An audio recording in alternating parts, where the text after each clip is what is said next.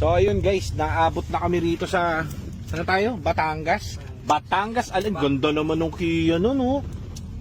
Electric 'yun. Ang ganda oh. Ang pogi ano. Mahal siguro 'yun.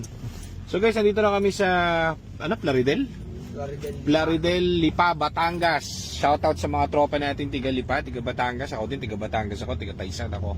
So, ngayon mamaya mukhang makakakain tayo ng mabisang lomi. So, tingnan muna natin kung mabibili natin to. It's a Tucson 2014 yata or 15 white. Maganda kasi yung sinend sa amin. So, na-verify namin today. Kaya pinuntahan namin. So, may release kami ngayon sa shop. Si Mark ang bahala sa shop. Meron tayo itong EcoSport na i-release for today.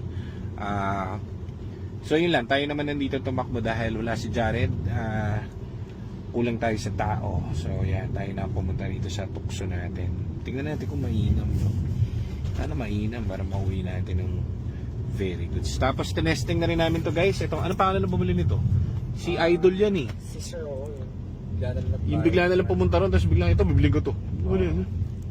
Tinesting namin to EcoSport na black. Iba na naman ulit to guys. So testing kami lagi dito. Si Sir Kian. Sir Kian, ito yung EcoSport mo. Napakabisa nito. Hindi ako bias kasi nga pag sinabi ko maganda, pinapapulido ko kasi yung dun sa mga ano dun sa gumagawa dun sa mechanic namin dito. Kapag pinalitan na yung tranny saka yung ayaw namin uminginig. So hangga't di namin nakukuha yung tamang timpla. Katulad nito mo, parang walang umaandar yung makina niya, umaandar kami pero wala ka naririnig. Pino Napaka-pino eh. Hinataw-hataw namin dun sa expressway saka sa Startol. Napakaganda. Yung aircon nito napakalamig. Yung temp niya 87 ngayon. So talagang mapaparock on si Sir dito. Ano yan, naglalakad lang, pumunta na shop, sabi niya, bilhin ko to. So, ganun lang, ganun ang ginawa doon. So ngayon, nababa na yung tranny nito, tapos na to. So, ang testing purpose na lang kami doon, kumpleto yan sila sir, yung mga nakakabili. May documentation sila doon sa Viber group nila.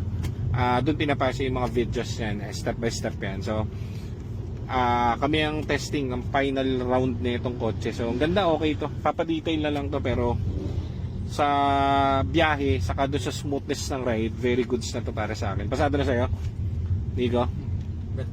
Maganda? Oh, 87 lang, init kanina. Ikaw John? Pasado?